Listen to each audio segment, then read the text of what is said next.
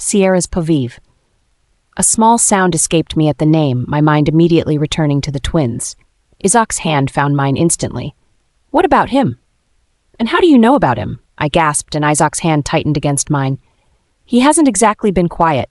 He's gone around announcing himself as your brother, and he's making sure everyone believes him. What does that mean? I asked. It means packs are panicking, Xenox replied. He's showing power. Dark power. He destroyed 2 border villages yesterday just to prove a point. Isaak swore under his breath. Casualties? Yes.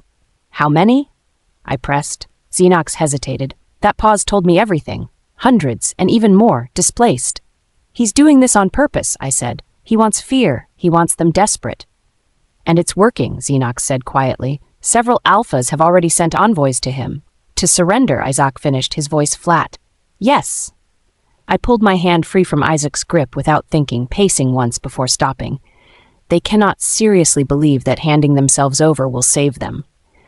They believe it will save their people, Xenox said. And that's all that matters. No, I snapped. They're just letting him win without a fight. Isaak turned to me. Sierra? They are rewarding his slaughter by giving him what he wants, I said sharply. A heavy silence settled over the room after my words. No one argued, no one tried to soften it. The truth sat between us, ugly and unavoidable. Fear was spreading faster than reason ever could, and Aurelian knew it. I should return to Ithacus. Xenox gave a tight nod. But I'll keep you informed, my lady. Xenox left with a click of the door, leaving Isaak and I almost again. He watched me pace, my hand shaking, the walls trembling around me. I'm sorry, I finally said. You have nothing to be sorry about, he replied, reaching for my hands, his voice steady. He will be stopped, I promise you. The next morning, I and Isaak stayed with the children almost the whole morning. Nyx sat on the floor with her back against my legs, arranging stones into uneven circles while Zephyr worked quietly beside her, more interested in the way the light hit the floor than the game itself. Myra knelt near Nyx, pretending to play along with her while subtly checking her pulse, her aura, the faint hum beneath her skin. She had already checked the sigils twice. They had not changed. That was supposed to comfort me, but the suspense only kept me on my toes, waiting for something to happen. Nyx leaned back against our feet. Mama, can we go outside later? Maybe, I said. Isaak brushing her hair back. We'll see. A knock came at the door, and the door opened to reveal a guard standing there. He stepped in and whispered something to Isaak, who then glanced at me. I'll be back. He kissed my forehead before I could say anything else and left. Mara continued to check the sigils, but they remained dormant. The day drew by, and as the sun began to settle into evening, the children became restless. They were taken out to the garden to play, their little feet sprinting across the garden with energy. When Isaak still did not return, unease crept in. I'll be back, I said to Mara quietly, stepping back into the hall. The atmosphere shifted the farther I went. Conversations died mid-sentence. Heads bowed too quickly.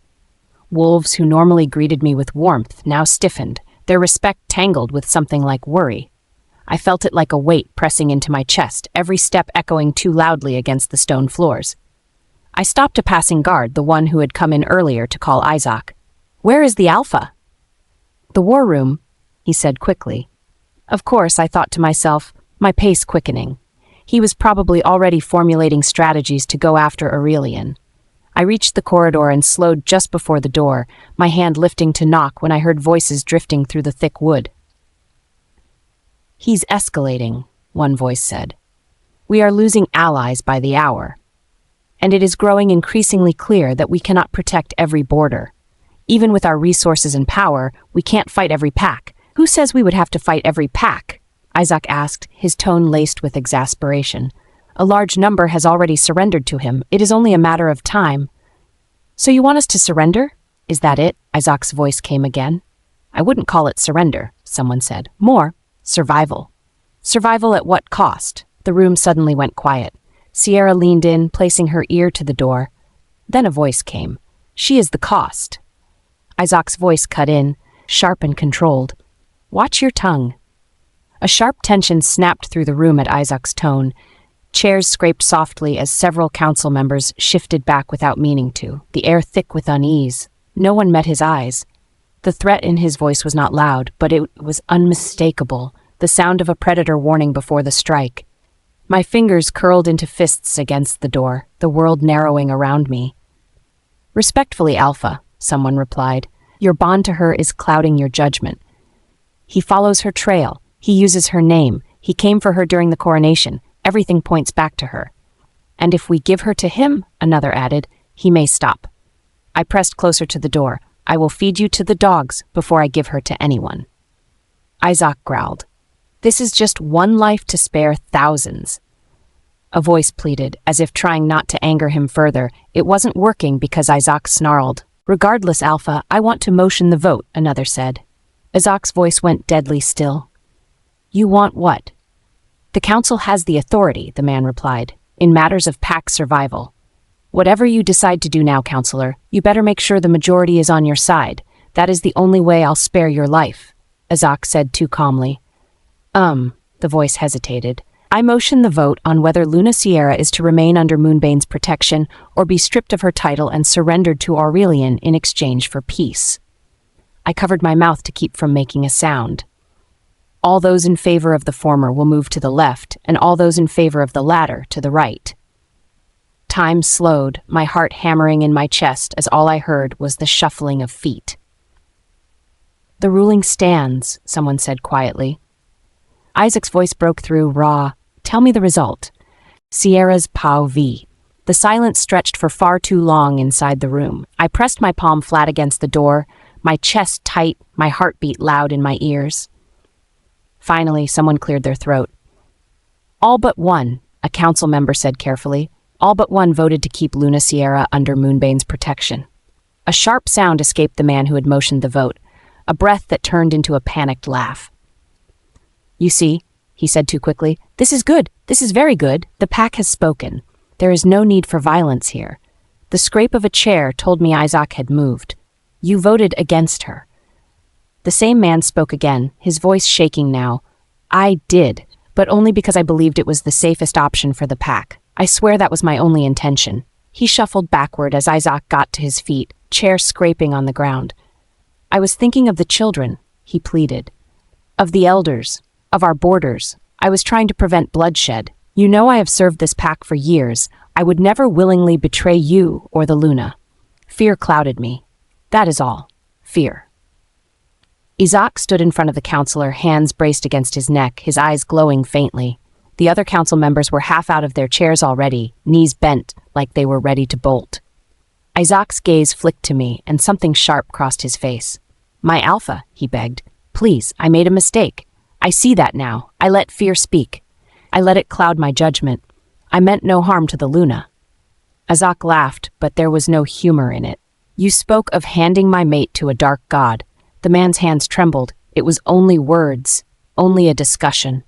Isaak pressed harder, the muscles in his hands straining against the counselor's skin. The air in the room shifted. I felt it ripple across my skin, the wolves present shrinking back on instinct. "Words have weight," Isaak said, "and you will pay for yours." The counselor bowed his head to the floor. "Please, I will step down. I will exile myself. I will do anything." Isaac's claws slid free with a soft sound. "No," he said, "you will not." A few of the council members flinched. One of them opened his mouth, then thought better of it. I pushed the door open before I could think better of it, every head turning at the sound of the door. "Isaak?" I called, my voice cutting through the room. He froze, and then slowly, he turned to look at me, the glow in his eyes dimming just a little. "Sierra," he said, "you should not be here." "I know," I replied, stepping closer. "But please, you have to stop." His jaw tightened. "He threatened you." "I know." "He wanted to give you to Aurelian." "I know," I said. "That is enough." He shook his head. "It is not." I reached for his hand, his muscles taut against my skin, but he did not pull away. "Everyone is already afraid," I said quietly. "Doing this doesn't help matters. If anything, we're playing right into Aurelian's desires." His breathing was heavy. I felt the tremor under his skin, the war he was fighting to pull himself back. "Spare him, please." The counselor looked up at me, tears streaking his face. "Thank you, Luna. Thank you." Isaac's head snapped toward him. a sharp growl escaping him, making the man flinch hard and press himself flat against the wall again, his gratitude turning into raw terror. Isaak closed his eyes, and when he opened them, the glow was gone.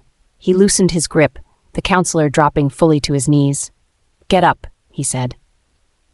The counselor scrambled to his feet, nearly tripping over his own robes. "You are stripped of your position," Isaak continued. "You will leave Moonbane before sunrise. If I ever see you within my borders again, mercy will not be offered." The man nodded rapidly. "Yes, thank you, thank you." Isaak turned to the rest of the council. "Sierra is my Luna," he hissed. "By bond, by choice, by right. I do not care what tradition says. I do not care what fear whispers. She stands beside me. Anyone who challenges that answers to me, now leave." No one argued. Chairs scraped loudly against the stone as they stood. Some could not meet Isaac's eyes. Others bowed stiffly before filing out in a rush of boots and rustling fabric. The door shut behind them with a heavy finality, leaving the room silent except for our breathing. Isaak exhaled hard and dragged a hand down his face. "I never wanted you to hear that." "I know," I said. He looked at me then, really looked, like he was making sure I was still here. "They were wrong," he said, "about everything." "I know," I repeated. "You don't sound like you believe that," he said, crowding me against the large table in the room.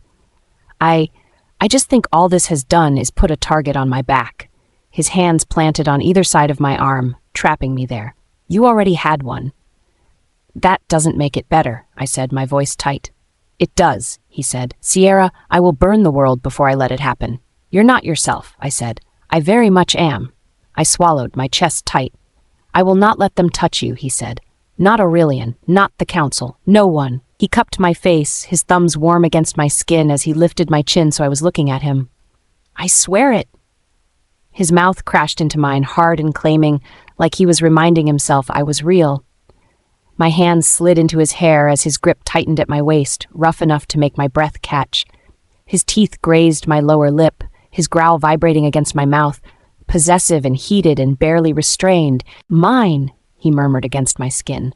I kissed him back just as fiercely, my fingers digging into his shoulders before I pulled away, breathless. "I have to check on the twins," I whispered, pushing away reluctantly, and he watched me leave like he was not ready to let go. Later, when the corridors had quieted and the twins were asleep again, I found Isaak standing on the balcony outside the room. The night was calm. Too calm. "You should be resting, though," he said without turning. "So should you." I joined him, the stone cool beneath my palms. "You scared them today." "I know." I looked up at him. "Do you regret it?" "No." He pulled me into his chest, his chin resting against my hair. "I meant what I said," he murmured. "Nothing will happen to you." I wanted to believe him. We returned to the room not long after, and Isaak cornered me again, kissing me. He was slower this time, softer, until sleep finally pulled me under. I woke hours later to the dark sky and an empty bed. I slipped from the bed, wrapping a robe around myself as I stepped into the hall to look for Isaak. He was probably in the war room working again, I thought as I walked in that direction past shifting lights. Behind me, I did not hear the footsteps until it was too late. A hand clamped over my mouth, followed by cold steel pressed against my throat. It was at that moment I knew that the vote had not ended the threat. It had only moved it into the dark. Sierra's pas vie. My lungs locked as the hand over my mouth tightened, the pressure calculated and practiced. "Quiet," a voice breathed near my ear, making my stomach turn. For a split second, panic threatened to take over. The corridor was narrow, the air stale, my back pressed to cold stone. Whoever this was knew exactly how to hold someone, knew where to place their weight, how to silence without killing. That knowledge scared me more than the blade I felt shift against my throat. I twisted, my weight going slack all at once, as I threw my elbow back hard and caught ribs. I ducked and drove my heel down on a foot, felt something crack as the man hissed in pain. The knife nicked my skin as I moved, a hot sting across my throat, but not deep. I grabbed his wrist and shoved it into the wall, stone biting into bone. He growled and swung his free hand, fist catching my shoulder and knocking me sideways. A sharp pain flared through me, but I stayed upright. We crashed into the narrow hallway, breath coming hard, bodies colliding with stone. The torchlight flickered wildly, shadows jumping like they were alive. For a moment, it felt like the walls themselves were closing in, watching, waiting to see who would fall first. He came at me again, faster now, panic sharpening his movements. I kicked the knife from his hand and lunged forward before he could recover, slamming my palm into his chest. He staggered and I hit him again, and again, a pained curse escaping him. I didn't give him time to recover. I didn't give myself time to think. Training kicked in. Instinct, the part of me that had survived worse than this. I grabbed his collar, drove my knee up into his stomach, then twisted and threw him down hard. His head hit the floor with a dull crack and he went still, the sound echoing longer than it should have. I backed away, chest heaving, hands shaking as the reality caught up to me. The hall felt too quiet, too narrow. My ears rang as my heart pounded like it wanted out of my ribs. Boots pounded against stone, fast and urgent, voices carrying down the corridor as guards rushed toward the noise. Sierra. Isaak. His arms were around me before I could turn fully, pulling me into his chest, hands checking me everywhere at once. "Are you hurt?" he demanded, his voice rough, barely contained. "I'm okay," I said, though my legs felt weak. A growl escaped him at the sight of blood trailing down my neck. His hand hovered there, careful not to touch the wound, like he was afraid even that might hurt me. His jaw clenched hard enough that I could hear his teeth grind. He turned, fury radiating off him as guards poured into the corridor, weapons drawn, their eyes locked on the man at my feet. "I'll deal with him later," Isaak hissed as they bound the man. He then turned to the other guards. "Get her to our chamber, and have a healer look at her wounds." "That's not necessary," I hissed, wrenching my hand away as one tried to hold me up, frustrated at how helpless I was feeling, but Isaak ignored my protests. His hand came to the small of my back, firm and unyielding.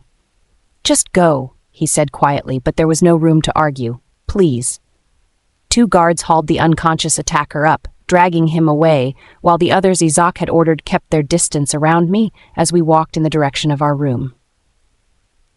I glanced back once. Isaak stood where I had left him, speaking sharply to another guard, his shoulders tense, his expression dark. There was blood on his knuckles, I didn't know whose. We had barely gone a dozen steps when shouting erupted behind us. "Luna!" The sound of snapping chains echoed through the hall.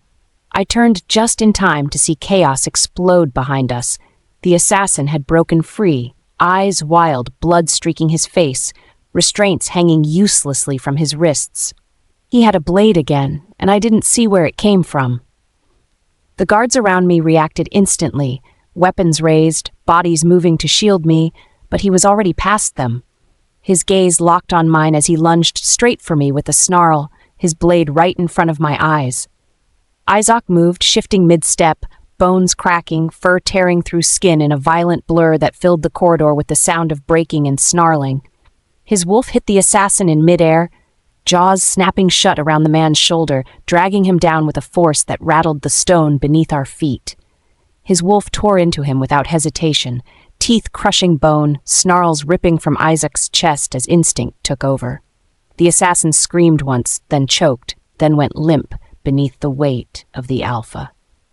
The guards froze, weapons half raised, unsure whether to intervene or step back. The air was thick with blood and the sharp, feral scent of wolf. Isaak shifted back, breath ragged, blood coating his hands and chest. For a moment, he didn't look at anyone. He just stared down at what he had done, shoulders rising and falling as if he was trying to force himself back into control.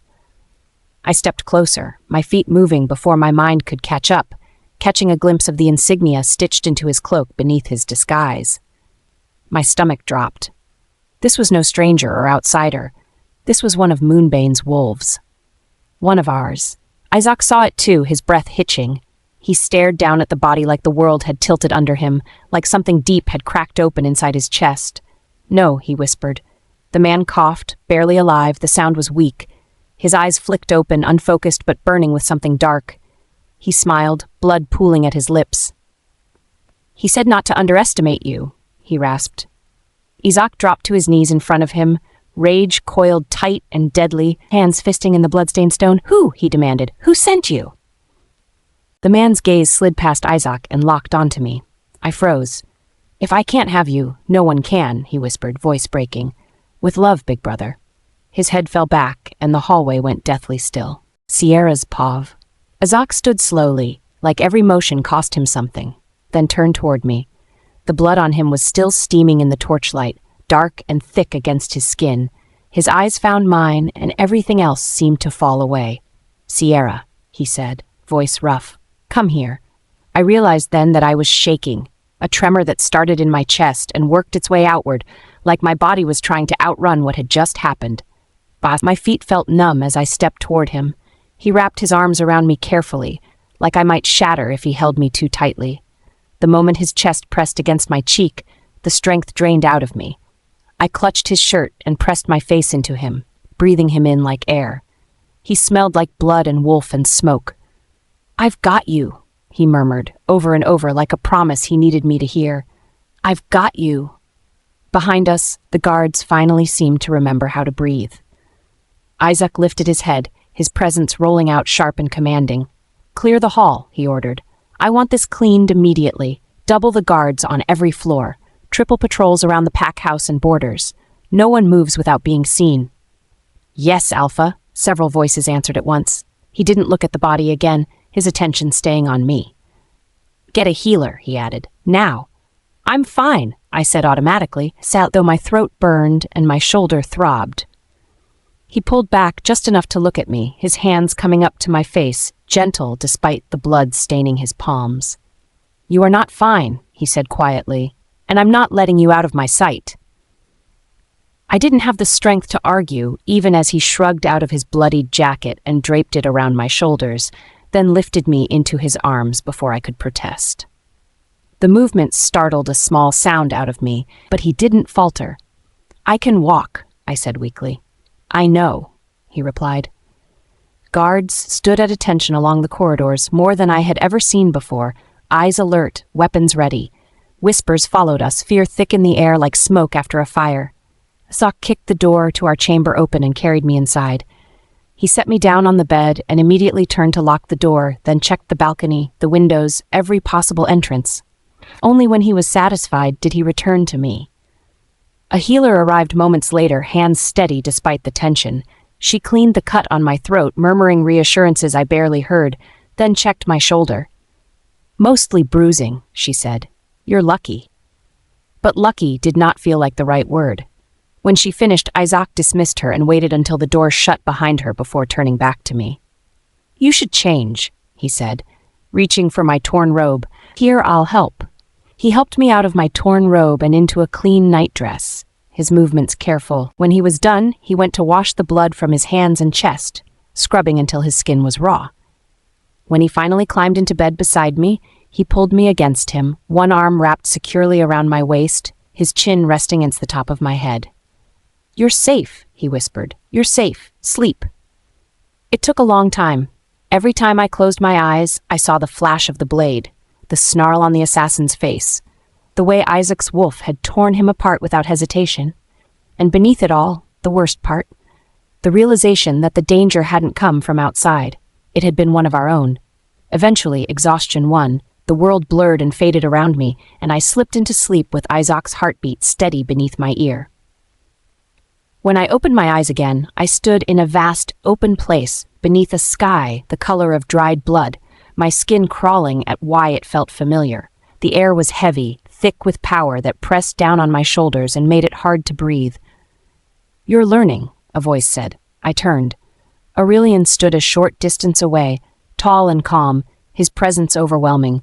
His silver hair stirred though there was no wind. His eyes glowed faintly, his usual amused smile lining his lips. "Get out of my head," I snapped. He smiled. "Oh, little sister," he said. "You opened this door yourself. You are in my head." I looked around again, realizing why the color of the sky felt familiar. I was the color of his eyes. The ground beneath, an extension of Aurelian's dark cloak, shifted beneath my feet. "And you're furious and so scared it sharpened your powers," he continued, his tone rising with giddiness. "Which means you got my message." I clenched my fists. "You tried to kill me." "Well, yes," he agreed lightly. "And no." He began to circle me slowly, boots making no sound against the ground. "I knew he wouldn't be able to," he said. "You've survived worse. You're stronger than all of them, but if for some reason he managed to get to you, well, You stand beside an alpha who would burn the world for you. Stay away from my family, Aurelian, I said. He stopped, his smile fading. Your family, he repeated softly. Ah, the twins. My heart slammed against my ribs at his mere mention of them. Such fragile little lives, he said almost gently. I'm warning you, Aurelian, stay away or I will kill you. I snapped, my heart racing in my chest. Do it, he said with a sneer. You can't. He stepped closer, close enough that I could feel his power brushing against mine, invasive and intimate. Meet me, he said, or I might pay my niece and nephew a visit. Don't you dare. I snapped, grabbing him by the lapel of his cloak. The rage surged up fast and hot, tangled with a fear so sharp it made my vision blur. My grip tightened, sliding from fabric to skin, my fingers closing around his throat as if instinct alone could crush him. His smile widened instead of fading, his eyes lighting with cruel delight. He laughed even as my hold tightened, a low, mocking sound that echoed through the blood-colored sky. I'll do it, I said with tears in my eyes.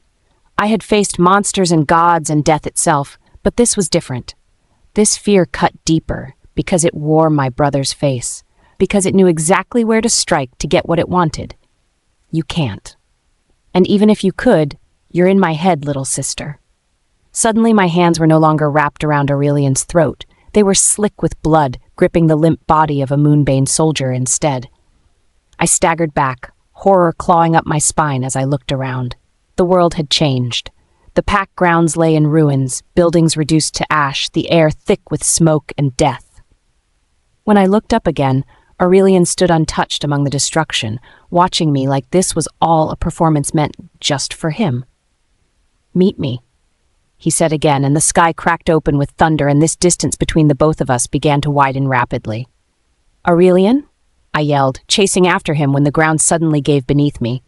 I woke with a violent gasp, my body jerking as if I'd been struck. Isaac's arms tightened around me instantly. Sierra? He said urgently. Sierra, I've got you. I was shaking uncontrollably, my nails digging into his skin as I clung to him. Breathe, he said softly, one hand sliding up and down my back in steady strokes. Slow, in and out. You're here, it's over. It was just a bad dream.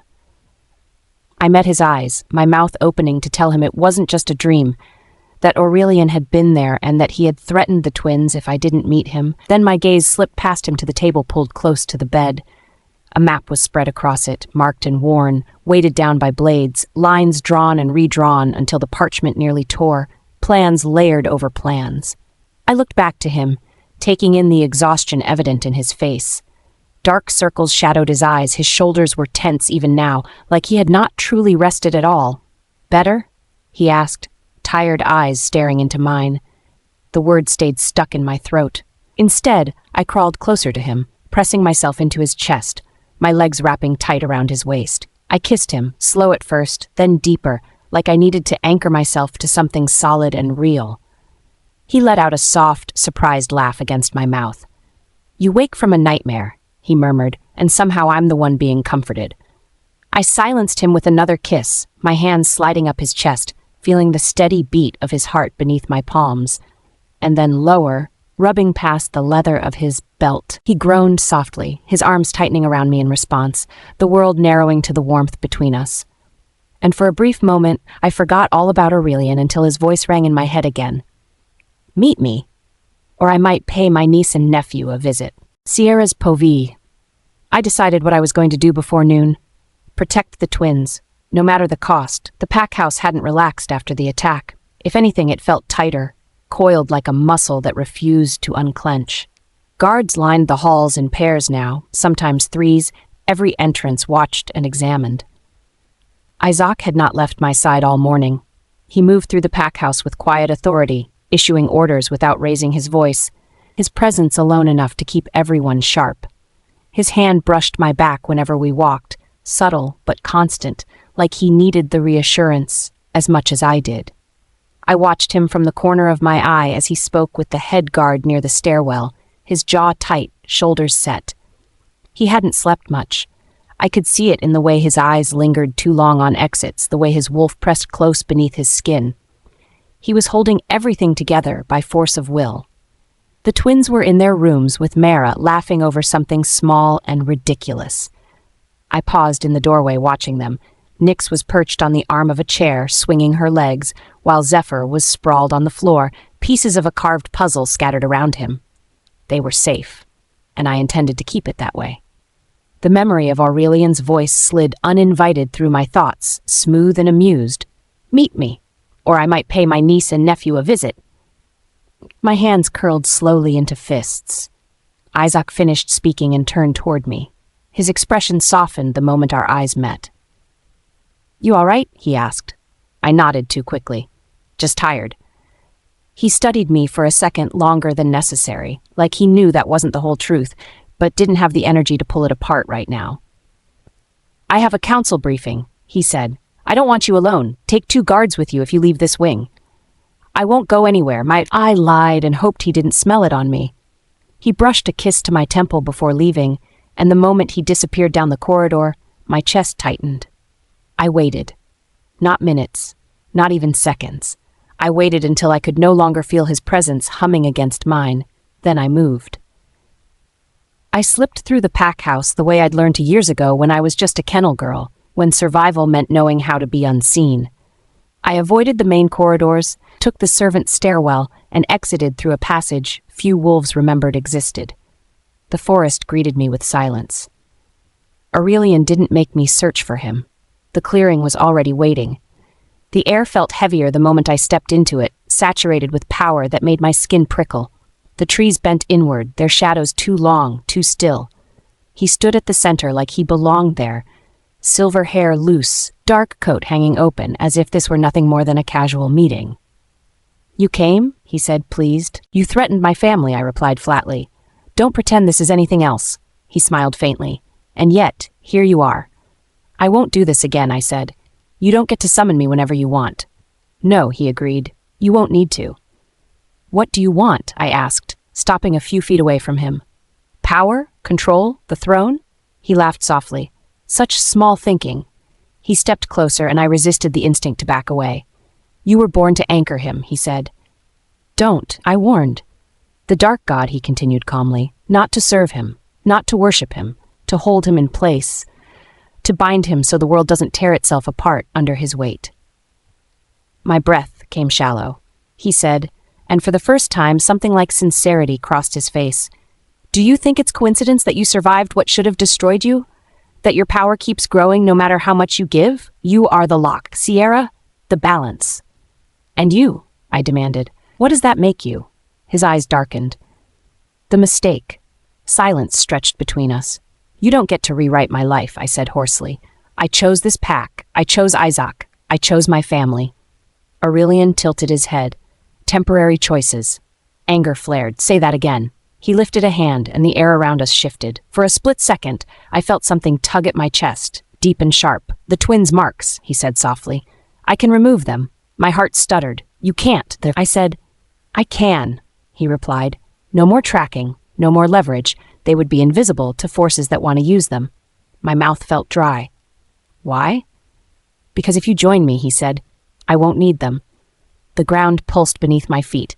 "I won't become you," I said. "You already carry what I carry," he countered. "The difference is I've stopped pretending it doesn't matter." A presence shifted behind me, Isaak stepping out from the shadows. The clearing seemed to recoil from him. "You should leave," Isaak said, his voice low and lethal. Aurelian sighed, almost disappointed. And here I was enjoying the honesty. "You don't get to talk to her," Isaak snarled. "You don't get to bargain with her, and you definitely don't get to threaten my family."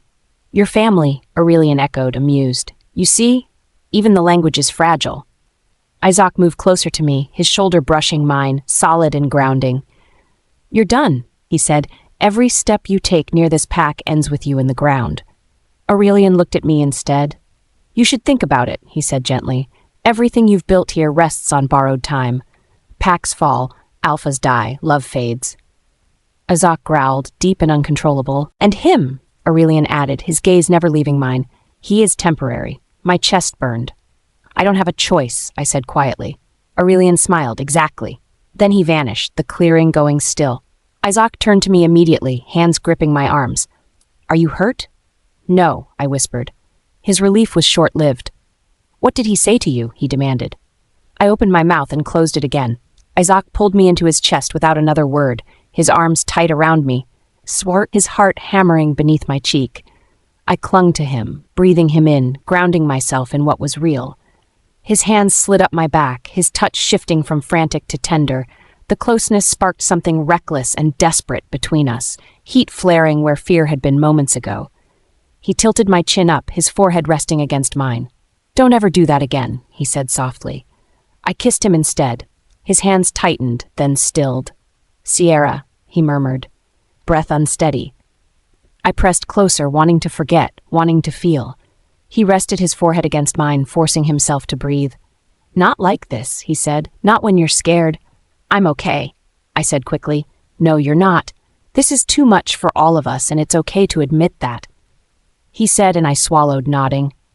We stayed like that for a long moment, wrapped around each other, holding the line between want and restraint, and beneath it all, deep inside my chest, something ancient stirred.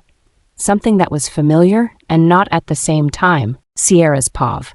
I stayed busy and occupied, close to Isaak and the twins and the guards and the noise of the pack house. I told myself the tension in my chest was only exhaustion, that the pulse beneath my skin was just adrenaline refusing to fade. But as the days passed, the sensations grew teeth. They came in fragments when I least expected them.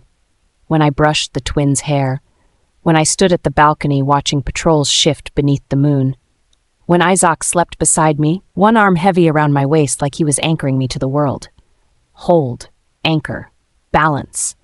I would flinch, breath catching, my fingers curling against my palm until my nails bit skin. No one noticed, or if they did, they said nothing. Everyone seemed to have something on their shoulders. Isaak was stretched thin, the entire pack was. News came daily now, sometimes hourly. Aurelian hadn't slowed after his message. He had accelerated. One pack burned near the eastern ridge. Another fractured from the inside after their alpha vanished in the night. Borders collapsed, alliances wavered. Fear spread faster than fire. Every report tightened something in my chest. Every name drew closer until Ithacus was no longer distant. Isaak tried to shield me from the worst of it. I could tell. He summarized when he should have explained. He dismissed council members early when discussions grew heated. He sent the twins away with Myra more often, surrounding them with laughter and distraction like armor. I loved him for it, but I hated it too because it meant I was lying to him every single day. The sensations followed me everywhere now. Not voices exactly, more like pressure, direction. A knowing that slipped under my thoughts and rearranged them when I wasn't looking. When I focused too hard, they vanished. When I relaxed, they returned. I began to fear the quiet. The war room was crowded, voices overlapping as maps were spread across the long table. Isaak stood at the center, one hand braced against the wood as two guards argued quietly over border placements. I leaned against the far wall, arms crossed, listening without really listening. My attention kept drifting, tugged by that familiar pressure under my skin. The doors swung open hard enough to rattle the hinges, and a scout stumbled inside, eyes wild as he bowed before Isaak. "Aurelian crossed the southern valley," he said. "He left nothing standing. 2 packs scattered, 1 surrendered. He is moving fast." "How fast?" Isaak asked. The scout swallowed. "At this pace, he'll reach Ithacus within days." The room went silent, eyes shifting in subtle, uneasy ways. A few council members glanced toward me without meaning to, then quickly looked away again. They all knew what Ithacus meant to me. They knew how fiercely I guarded it, how much of myself was tied to that land, and the wolves who lived there. "I need air," I finally said, turning before Isaak could look at me. He caught my wrist gently. "Sierra." "I'm fine," I lied. "I just need to breathe." He studied my face, searching for something I did not want him to find. After a moment, he nodded. "Take guards," he said. "I won't leave the grounds." Another lie. I slipped away before he could insist. The night welcomed me with open arms. The moon was high, pale and distant, its light cutting silver through the trees. The forest, familiar and grounding around me. I took one step beyond the lantern line and felt the pack house fall away like a memory. I shifted, the change tearing through me, bones realigning, skin burning as fur burst free. Pain flared and vanished, replaced by strength and speed and clarity. My wolf surged forward, eager, restless, fed by the same fury twisting my chest. I ran. The ground blurred beneath my paws as the forest opened for me. Branches whipped past, leaves scattered. The cold air filled my lungs, sharp and clean, and for the first time all day, my thoughts quieted. I ran harder, faster. Anger poured into my limbs, driving me forward. Anger at Aurelian, at the fear, at the choices narrowing around me like a trap, at the way my life felt like it was slipping out of my hands no matter how tightly I clenched my fists. The sensations rose with my speed. I snarled, shaking my head, forcing my focus outward. I leapt fallen logs, cutting through ravines, pushing until my muscles burned and my heart thundered so loudly it drowned out everything else. It should have been enough, but it wasn't. The sensations coiled tighter with every stride, no longer content to sit quietly beneath my skin. I skidded to a halt in a small clearing, chest heaving, paws digging into the soil. Something was wrong. The forest felt muted. The usual chorus of insects had gone quiet. The air felt thick, heavy against my fur. I lifted my head, nostrils flaring, searching for a threat, but there was nothing. Literally nothing. The grass beneath my paws was no longer green. It was gray, brittle and wilted as if fire had kissed it. The plants nearest me sagged toward the earth, their leaves curling inward, veins darkening. My heart stumbled. I took a step back. The ground beneath that paw blackened instantly. "No," I whispered, though my wolf had no words. I spun, panic crashing through me as I looked around the clearing. The trees closest to me were changing too. Bark cracking, leaves browning in rapid waves that radiated outward from where I stood. Life was retreating. From me. I shifted back in a rush of pain and stumbled to my knees, hands slamming into the dirt. The sensation jolted through me again, like touching something already dead. I stared at my hands. A dark haze clung to them, thick as smoke, curling around my fingers. The sensation surged. There you are. You feel it now. You are waking up. I yanked my hands back, scrambling away from the dying earth. "Stop," I said aloud, my voice shaking. "Get out of my head." Silence fell. The forest stood frozen in decay around me, the damage already done. My breath came in ragged pulls as I forced myself to stand. I wrapped my arms around my torso like I could hold myself together by sheer will. I backed away from the clearing, careful not to touch anything else, my heart pounding as I replayed Aurelian's words in my mind. "You were born to anchor him." I ran back toward the pack house before anyone could find me, before Isaak could sense what I had done, before the forest could die any further. But no matter how fast I moved, I could still feel the sensations beneath my skin. I slowed as I entered the pack house, breathing steady even though my heart was still racing. The guards at the entrance nodded as I passed, like unaware of the way my hands shook where I'd tucked them into my cloak, unaware of the cold crawling under my skin. I stopped just inside the outer hall, warm light spilling across the stone floor, but it did nothing to chase away the dread tightening my chest. I lifted my hands slowly, staring at them as if they belonged to someone else. They looked normal. No sign of what I had done to the forest. What I was.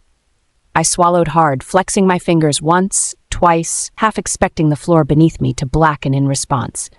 Nothing happened, and that should have comforted me. It didn't. "Sierra?" Isaac's voice came from behind me, low and careful, like he was afraid I might spook. I froze, and for a heartbeat, I considered pretending I hadn't heard him, but it was too late. His footsteps were already approaching. He reached for me, and I stepped back before his hands could touch me. The movement was small, barely anything, but it might as well have been a shove. Isaak stopped short, confusion flickering across his face, before it shifted into something else. Something wounded. "Sierra," he said again, more softly. "What's wrong?" I opened my mouth, but nothing came out. What was I even supposed to tell him? That the ground had died beneath my hands, and I was afraid of what might happen if he held me too? His eyes dropped to my hands, hidden inside my cloak again, and I took another step back. His jaw tightened. Did I do something? The question cut deeper than anything else could have. "No," I said quickly, shaking my head. "No, this isn't you, it's me. I need space." The words sounded wrong even as I said them. Isaak didn't move. He just watched me, pain plain on his face, and it broke something inside my chest clean in two. "I'm right here," he said quietly, his voice breaking. "Whatever it is, you don't have to face it alone." "I know," I said, but I didn't trust myself not to hurt him, so I turned and walked away, before he could stop me. His stare a weight between my shoulders, Sierra's pav. I caught the blade before it reached Zephyr's throat. Steel flashed. My hand snapped up on instinct, fingers closing around the flat of the knife, hard enough that pain shot up my arm. The trainee froze, eyes wide, breath hitching as the weapon stopped a breath from the child's skin. The training yard went silent. Zephyr stared at me, confused, wooden practice sword still clutched in his small hands. Nix gasped behind him. "Sierra?" someone started. "Back away?" I said, voice sharp, too sharp. The trainee obeyed immediately, hands raised, face pale. Blood slid down my palm in slow, sticky lines. I didn't feel it, I barely registered the sting. I dropped the knife and pulled Zephyr to me so fast he stumbled, wrapping my body around his without thinking. My heart was pounding so hard it hurt. "Why was he that close?" I demanded. "It's controlled practice," the trainer said carefully. The blade was blunted. He wasn't in danger. I laughed once, short and humorless. He was absolutely in danger. Zephyr twisted in my arms. "I'm fine," he said, embarrassed. "You didn't have to." "Yes, I did." The word came out too fast, too final. I felt it then, the way the yard was watching me, the way Nix had gone quiet, the way a familiar presence pressed in from behind me. "Isaak." "Sierra," he called. His voice was calm. I didn't turn around. "You reassigned the twins' guard again," he said, without telling me. "They needed tighter coverage," I shot back. "They were already fully covered. Not enough." I finally faced him. His expression flickered when he saw the blood on my hand. His eyes dropped to it, then lifted again, darker now. His wolf stirred under his skin. I felt it like static. "You're bleeding," he said. "It's nothing." He stepped closer anyway. I stepped back.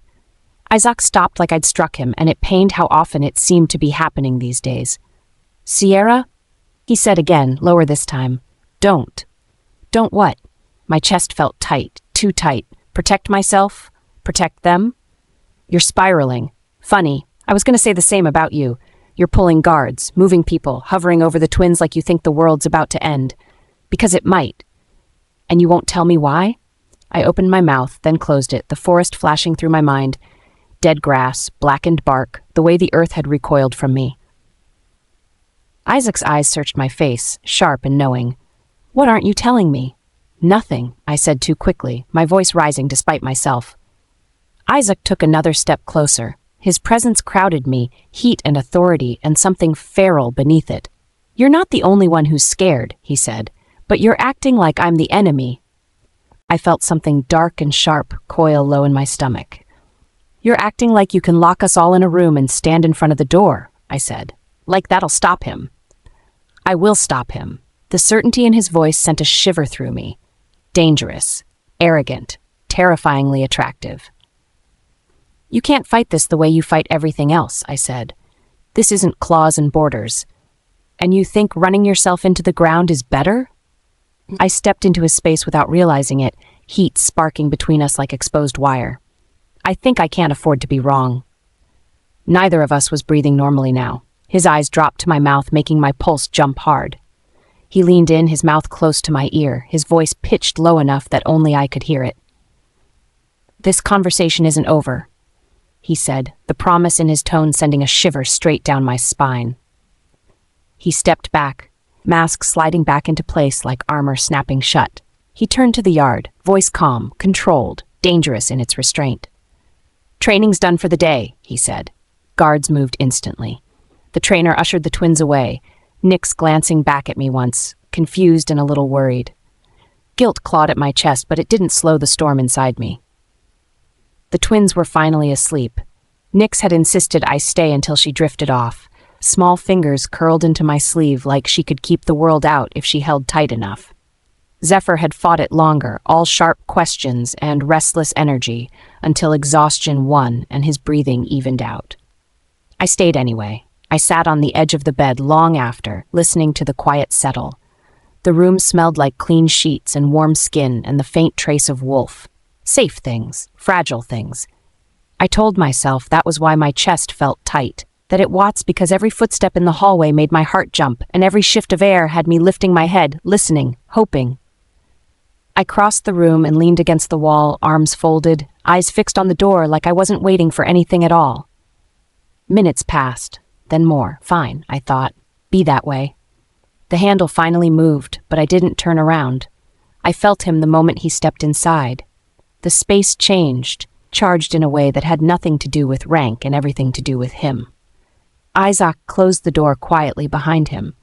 I could hear the restraint in it, like he was already holding himself back.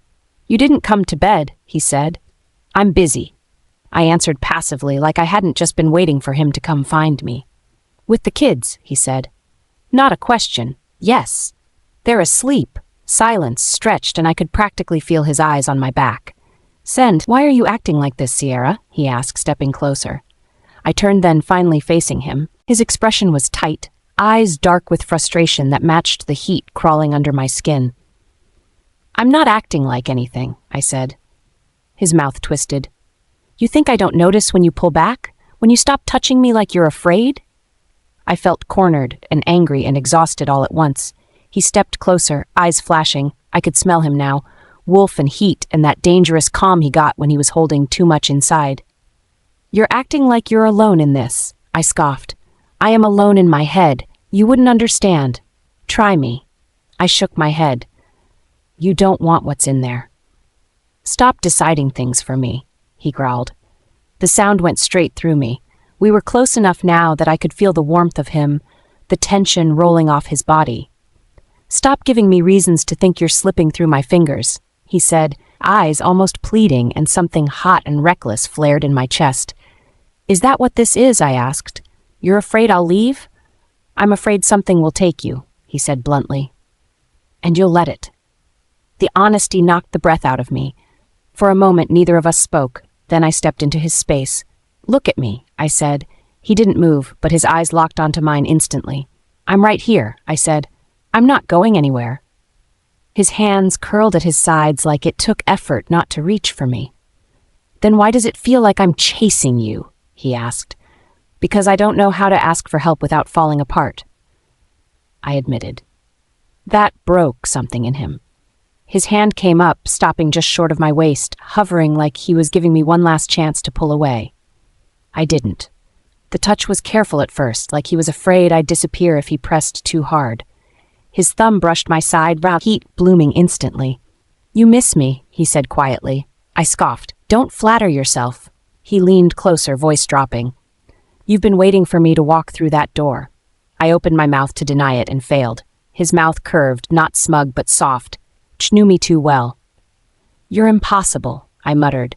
His hand slid fully to my waist, mine fisted in his shirt before I could stop myself, the frustration between us twisted, turning molten. "This is a bad time," I said, breath uneven, eyes briefly glancing at our sleeping children. "Probably," he agreed. Neither of us moved away. The air between us felt electric, loaded with everything unsaid. Isaac's hand stayed at my waist, firm now, no hesitation. His thumb pressed in like he was grounding himself as much as me. My breath hitched and his eyes flicked to my mouth again, darker, hungrier. "This is a bad idea," I said. Heat flared low in my stomach. I leaned in despite myself, every nerve screaming for it, for him, for something solid. The pressure hit me like a blade between the ribs. I gasped, hand flying to my chest as the room tilted violently. "Sierra?" Isaak snapped. The world dimmed. The walls of the room seemed to pull away, the warmth draining out of them like blood from a wound. That familiar sensation surged, no longer subtle. Not a whisper. A claim. "You feel it, don't you?" Aurelian's voice slid through my mind, smooth and certain like he'd always been there. I staggered back, ripping free of Isaac's hold. My heart was pounding so hard it hurt. "Sierra, what's wrong?" He reached for me again, and I flinched hard enough that he stopped short. The room shifted. For half a heartbeat, the walls were gone. I saw Ithacus. Its towers stood beneath a sky gone wrong, clouds swollen and black, rain falling thick and dark as ink. Wolves moved along the battlements, weapons raised, fear burning bright through the bond I shared with them. Then the ground shuddered. The shadow pack ringed the city like a closing fist. "You were made to hold the center," Aurelian murmured, "and I am done waiting." The vision snapped away so violently it left me dizzy. I sucked in a breath, lungs burning, fingers curling tight at my sides. Isaak was in front of me instantly, hands hovering like he didn't know whether touching me would help or hurt. "What did you see?" he demanded, I met his eyes, fear and fury colliding in my chest. "They're coming," I said. "For Ithacus." "Sierra's Pav?" Isaak didn't hesitate. The moment the words left my mouth, he moved like the world had already caught fire. "How long?" he asked, already turning toward the door, command snapping into place. "I don't know," I said, forcing air into my lungs. My hands were shaking now that the vision had released me. "Soon. Very soon." Isaak turned back to me, hands on my shoulders now, solid, grounding. "Pack essentials only. We move in minutes." "You believe me," I said, breathless. His eyes softened despite himself. "I always believe you." I felt my heart squeeze at the words, and for a second my chest tightened so badly I thought I might cry or break or do something humiliating and human. Instead I nodded, because that was all I trusted myself with. Isaak opened the door and sent the command through the bond in a sharp, controlled pulse. Moonbane stirred in response. Wolves waking, guards moving. No panic, just motion. I spun back to the twins, Nyx shifting as I brushed her hair back, lashes fluttering. Zephyr didn't stir. I gathered them quickly, muscle memory taking over where fear threatened to paralyze me. I didn't let myself think about what I'd seen. Thinking would slow me down. The ride to Ithacus blurred into hooves and wind, and the low hum of the bond stretched tight between us. Isaak rode ahead, unyielding, his focus a straight line forward. I stayed between the twins, one arm always around them, counting their breaths like it might ward off fate itself. The first thing I noticed as we rode into Ithacus walls was the sky. It sat too low, clouds rolling over one another. The air was thick and tasted metallic. Rain hadn't started yet, but it was coming. I could feel it in my bones. Isaak didn't slow. He scanned the walls, the towers, the city beyond them. "He's not here yet," I said. "Good," Isaak said. We were moving again immediately, guards peeling off to clear space as we cut through the inner courtyard.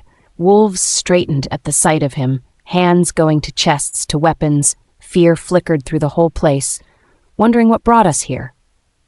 Xenox met us halfway up the steps to the command hall, coat half fastened, expression already dark. "Lady Eris, what?" "He's coming," I cut in.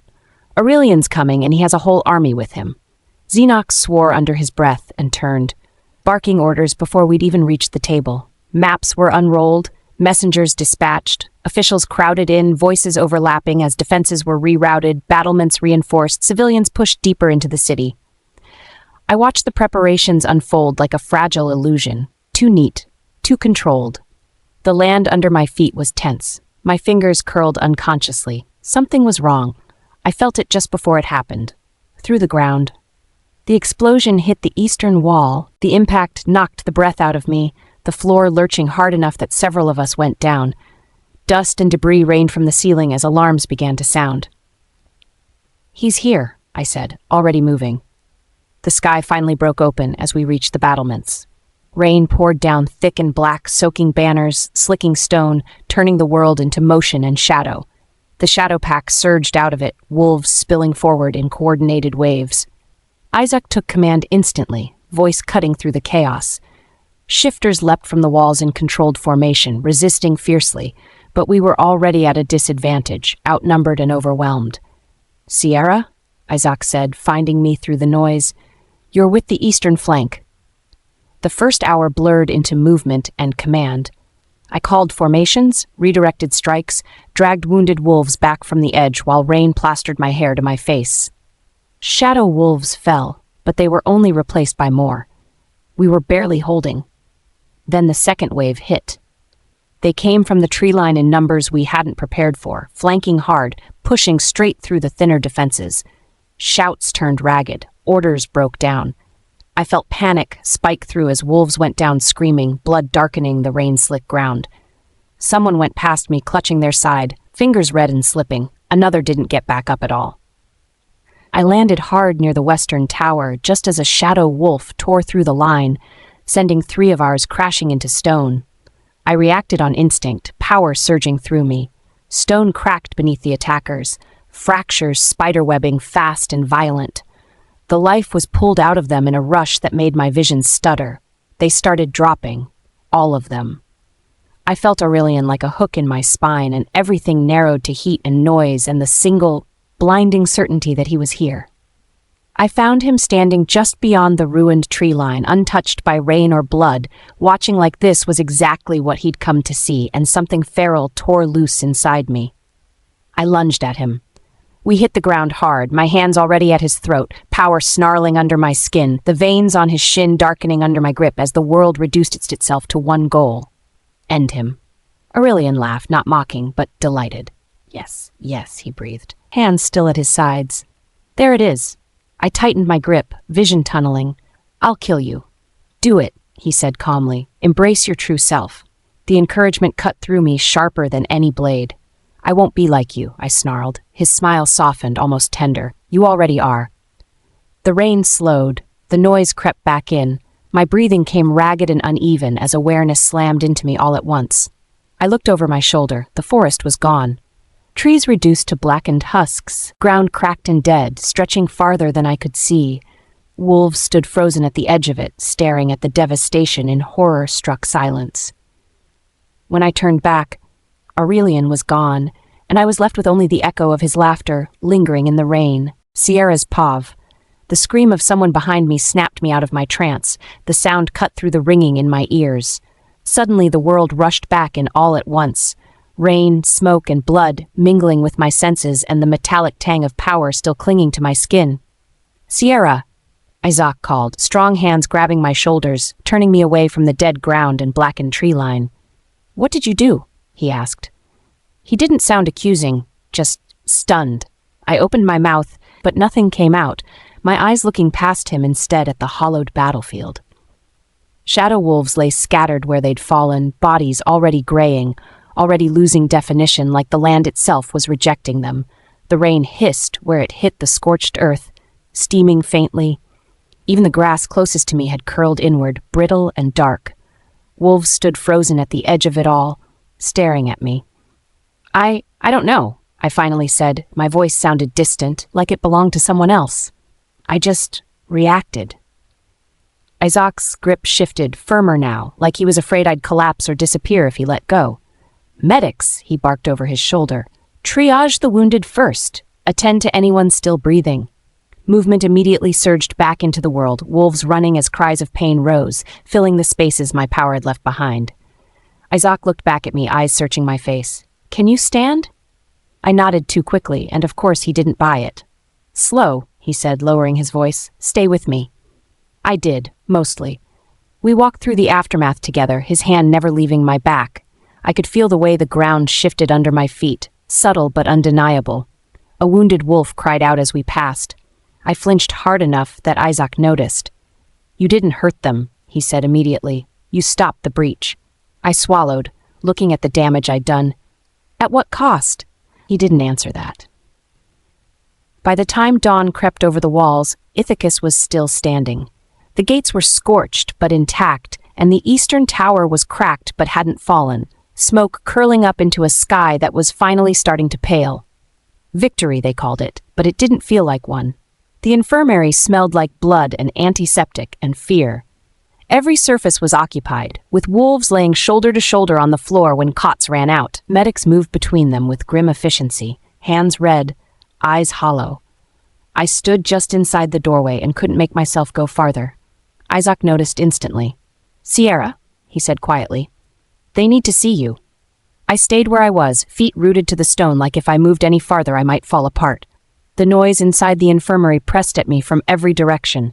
Groans, whispered prayers, the sharp snap of orders. It all felt too loud, like the walls were inching inward. He studied me for a long moment. They need to know you're still you. Except I wasn't sure I was. Still, I forced myself forward. Conversations died as I passed. Some wolves dipped their heads in reverence while others looked away entirely. One young shifter met my eyes, tears streaking through the grime on her face. Thank you, she whispered. I knew she meant gratitude, but still the words landed wrong. I wanted to tell her I hadn't meant to do it that way, that it scared me too, that I didn't feel like a savior at all. I nodded once and kept moving. By the time I made it back outside, my chest felt too tight to breathe properly. Isaak followed me onto the inner wall, where the city stretched out below us in battered silence. Are you okay? Isaak asked, his voice careful, like he already knew the answer and was bracing for it anyway. I leaned my elbows on the stone and stared at the street below. I'm not covered in blood in a cot somewhere, so yes, I'm fine. You know what I mean. I closed my eyes. Ask me later. Sierra, later, I snapped, then immediately regretted it. I scrubbed a hand down my face. Please, I can't. Not yet. Isaak exhaled slowly. When he spoke again, his voice was gentler. The ground is destroyed where you fought. My stomach dropped. It's like something stripped the life out and left nothing behind, he continued. I opened my eyes and looked down at my hands, at how normal and human and clean they looked. I didn't mean to, I said, my voice trembling. I know. Isaak shifted closer, firm hands resting in the small of my back. But you need to talk to me. I nodded, but remained silent, unsure of what to say. Isaak didn't push any longer, and for that I was grateful. He stood beside me until the sky darkened and the city lights flickered on below us, one by one. When he finally left, it was to deal with council members and casualty reports, his hand lingering at my back a second longer than necessary, like he was afraid to let go. I sat alone in the small chamber they'd given me, knees pulled up to my chest, staring at the faint cracks in the stone floor. I hadn't changed out of my battle wear. I wasn't sure why. You held beautifully today. The voice slid into my mind without warning, smooth as silk and just as suffocating. I sucked in a sharp breath and shot to my feet. Get out. Aurelian didn't laugh this time. You did exactly what you needed to do, he said. I destroyed over half of the land, I said aloud, pacing the room. I killed everything in my path. You ended a threat, he corrected. What does it matter how you did it? My skin crawled, my voice rising with each word. Everything. It matters everything, Aurelian. But you felt it, he continued softly. How natural it was. Stop, I whispered. You are afraid because you see yourself now. The room dimmed. The walls felt farther away. I pressed my hands against my ears. This doesn't define me. There was a pause, then gently, it already has. The pressure vanished as suddenly as it had come. I sagged against the wall, breathing hard. For a long time, I just stood there. Then I noticed the mark, a dark smear that lingered at the edge of my memory. I closed my eyes, then opened them again, letting the image fully surface. Aurelian's neck. The veins beneath his skin had been blackened where my hands had been. The flesh around them looked dead, like something had been leached dry and never filled back in. I slid down the wall until I was sitting on the floor. I had done that, I thought, finally acknowledging what I tried not to. In anger and a selfish loss of control. Not to protect anyone, not to save a city, but because something inside me had wanted it. My hands trembled as the realization sank deeper and the sensations began surging again without warning, pressure blooming under my skin. A plant in the corner of the room shriveled, leaves darkening and curling inward. No, I whispered, scrambling back. No, no. The sensation didn't stop there. The cracks in the stone floor spread a fraction wider beneath my hands, panic clawing up my throat as Aurelian's voice came through my mind again. This is who you truly are, Sierra's POV. I locked myself in the bathing chamber, pressing my palms flat against the cool stone wall as I tried to focus on breathing, but the pressure only continued to surge, sharp enough that my knees buckled. I caught myself on the edge of the basin, teeth clenched as the sensations deepened, vibrating through my bones. It felt like being guided towards something inevitable, like a hand at my back offering suggestion rather than a command. A nudge. Just a little, it seemed to say in Aurelian's voice. I dug my fingers into the stone until my knuckles burned. The world narrowed to the sound of my own breathing and the relentless pull beneath my skin. When I finally forced it down, smothered it through sheer stubborn will, the sensation receded slowly, reluctantly. The aftermath was worse. My limbs shook. My skin felt oversensitive, like I had stepped out into cold air after being wrapped in heat. I slid down the wall until I was sitting on the floor, head tipped back, chest heaving. The latch rattled softly. Sierra? Isaac's voice carried through the door, edged with concern. You've been in there too long. I swallowed, wiping my palms against my thighs, willing the tremor out of my hands. I'm fine, I called back, hating how thin it sounded. The pressure stirred again, irritated. Isaak knocked once, sharper this time. Open the door. I pushed myself upright and fumbled with the latch. The moment it swung open, his gaze snapped to my face, then dragged down like he was taking inventory of everything wrong. You look sick, he said immediately. I'm just tired. He stepped inside anyway, one hand hovering near my arm like he wasn't sure whether touching me would help or make it worse. You're shaking. I said I'm fine. Did something happen? I shook my head, too quickly. He searched my face for another second, then nodded once, clearly unconvinced. Get some rest, he said softly. Please? The frequent loss of control started to become a pattern, the sensations coming in waves and growing with intensity each passing day. When I resisted, the pressure built until it was all I could think about. My temper frayed, my concentration splintered, and sleep became shallow and restless. But when I gave in, even briefly, the relief was immediate, intoxicating even. I had been pacing the outer fields at dawn when I noticed a vine clinging to the stone just outside the eastern corridor. I'd passed it 3 times already on my way to nowhere in particular, boots echoing softly, trying not to give in to the urges. I reached out without thinking, just to touch it, perhaps trying to prove something to myself.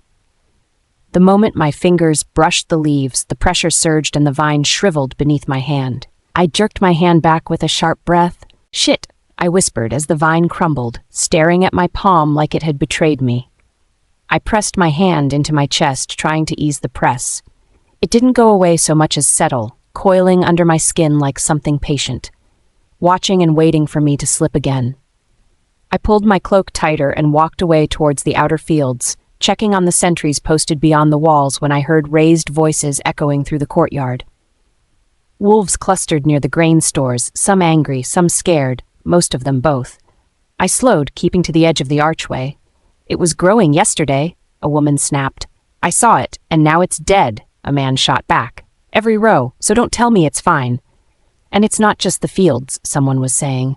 The wells are affected too. A man crouched near the ground, fingers digging into the soil. He lifted a handful and let it fall through his fingers. It didn't clump or stick, just crumbled like powder. This isn't normal, he said. You don't lose crops overnight. A woman folded her arms. It's that attack. It's poisoned the ground. That far inside the walls? Someone else argued. No chance. Another voice cut in sharper. So what? Did the city just decide to start dying on its own? I shifted my weight instinctively, heart pounding, and watched as one of the remaining green stalks near the fountain wilted slightly. No one noticed, but I did. My hands curled into fists at my sides, nails biting into my palms like I could anchor myself there. Like if I just stood still enough, no one would notice me. Sierra? Isaac's voice suddenly cut through the noise. He was already at my side, eyes flickering over the crowd, the dead patch of soil, then back to my face. How long have you been standing here? He asked quietly. I just got here. He face said he didn't believe me, but he didn't call me on it. Instead, he stepped half a pace closer, subtly putting himself between me and the arguing wolves. I closed my eyes briefly. Xenox's voice cut through the noise, tight and controlled. Lower your voices. You're frightening the pups. That didn't help. They're already frightened, a woman said. They can feel it. We all can. I leaned back against the stone, heart thudding. I didn't need to see their faces to know the look they wore. Lady Eris, the woman turned to me. You have to do something, 'cause at this rate, we would all starve. I felt it then again, that subtle pull. My fist tightened. No. I pushed away from the wall and turned away, my steps quickening, breath shallow, like I could outrun the feeling crawling under my skin. It followed anyway, and so did Isaak. I didn't realize he was there until his hand closed gently around my wrist. Sierra. I flinched. Sorry, he said immediately, loosening his grip. I didn't mean to startle you. I forced a breath and turned to face him. He looked tired, not just exhausted but worn thin, like every decision since the siege had cost him something he couldn't afford to lose. I'm fine, I said automatically, avoiding his eyes. Isaak watched me for a long moment, eyes searching in that quiet way that always made me feel like he was seeing too much. You didn't come to the council briefing. I didn't feel like being talked around. That's not what they were doing. I laughed once, sharp and humorless. Isn't it? He exhaled slowly. The crops are failing. I know. His brow furrowed. How? I hesitated a fraction too long, and Isaak noticed. Sierra. I said I know, I snapped, then immediately softened. I heard them talking. You've been avoiding everyone. I've been busy. With what? I opened my mouth, closed it. The pressure stirred, almost amused. Isaac's voice dropped. Talk to me. I shook my head. Not here. Where then? I didn't have an answer for that. He studied me, frustration flickering behind his eyes. The land is dying, Sierra. It's a city that just survived an attack, I said carefully. The land is allowed to have scars. And if the scars keep spreading? The pressure tightened, like it was bracing for my response. I stepped back. I can't do this right now. Isaac's shoulders sagged slightly. Whatever's hunting you, he said quietly, it's getting closer and you know it. Is that why you're acting so distant? Does it have anything to do with what happened at the battle with Aurelian? I forced a smile that didn't reach my eyes. You worry too much. He didn't smile back. You should get back to work. I'll return to our room. Isaak hesitated, clearly wanting to argue, then nodded. Don't disappear, he said quietly. I didn't answer. I waited until he was gone before turning in the opposite direction. The courtyard was nearly empty, lanterns swaying gently above the partially dead garden below. I leaned against the stone railing, staring down at the damage when the air suddenly shifted.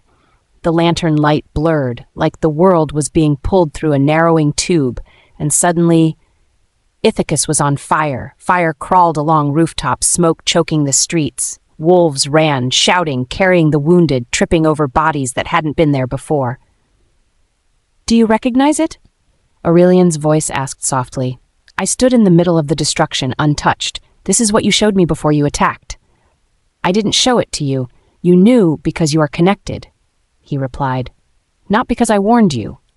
I turned slowly, dread pooling in my chest. You're saying this happens no matter what. I'm saying it happens unless you stop fighting yourself. The flames leaned toward me, drawn by something they shouldn't have sensed. I won't do this, I said. I won't be your weapon. Aurelian appeared then, standing amid the fire like the heat was nothing. His eyes weren't cruel, they were patient, almost kind. You already are, he said. You were born for this. The pressure surged, intoxicating and terrible all at once. I could feel it then. How easy it would be to fix this vision, to pull the fire inward, to erase the damage the way I'd erase the forest. The relief to give in to him, tempting. You can prevent it, Aurelian said gently, but only if you stop pretending you are not what you are. Sierra's pav. That was the first thing I noticed. Not the screaming streets or the bodies or the way Ithacus folded in on itself like a dying thing, but the absence of pain. The flames leaned toward me, hungry, reverent, yet they never crossed the last inch of space around my skin. Heat kissed the air, not me. Aurelian tilted his head, studying me like a scholar watching an experiment reach its final stage. You're central to all of this. I looked down at my hands. They were clean, unmarked by soot or blood. I flexed my fingers and felt it again, that low, constant pressure beneath my skin. So this is inevitable, I said. It is, he replied easily, but inevitability doesn't have to mean cruelty, it just means design. The fire shifted as he spoke, drawing inward, like it was listening too. I shook my head. You destroyed packs, cities, families. Yes, he said with no denial or shame, and forests burn so new growth can take root. You know this. You feel it every time the land dies around you. Don't, I snapped. Don't use my guilt like it proves you right. His mouth curved, not in a smile, but in something close. I'm just trying to explain it to you so you stop feeling so sorry for yourself. It's pathetic when you do that. The vision widened into something more. Not just Ithacus, but echoes of other places layered beneath it. The slow, endless churn of life eating itself to keep going. You are the balance, Aurelian said, the restraint. I turned on him, but I'm also its anchor, what roots it in this world. And I am its will, he replied, its motion, its hunger. You're a dog on a leash, I cut in, and you're damn good at it too. His gaze sharpened. For the first time since he'd appeared, there was something like irritation there. Without you, it burns unchecked. It consumes until there is nothing left to feed on, and then it turns inward.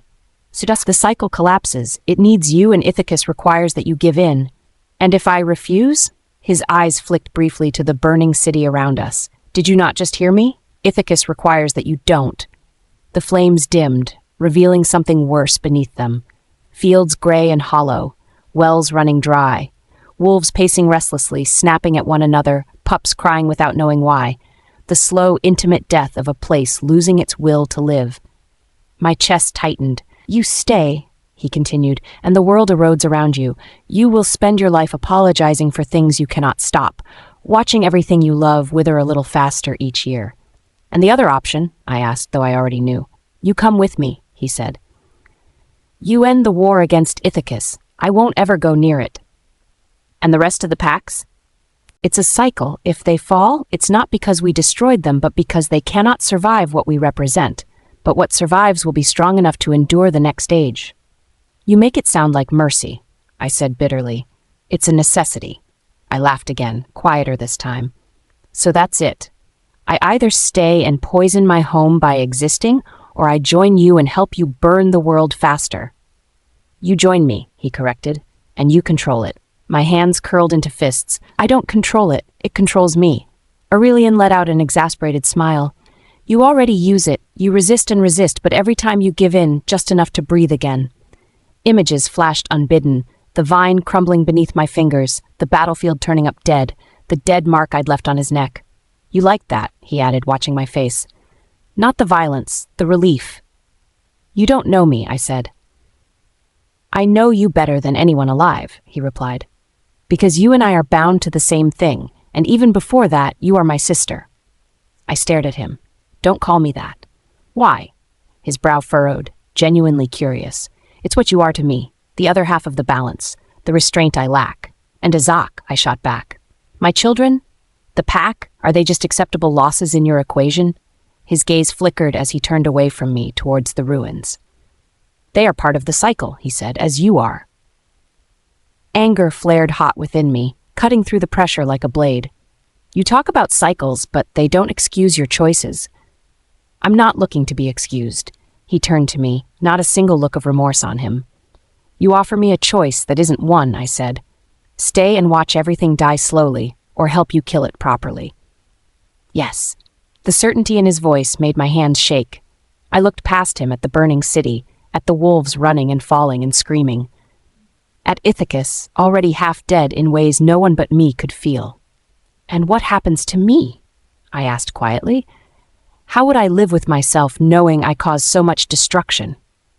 Aurelian hesitated just for a second. He looked almost tired of explaining how favored and invincible we were.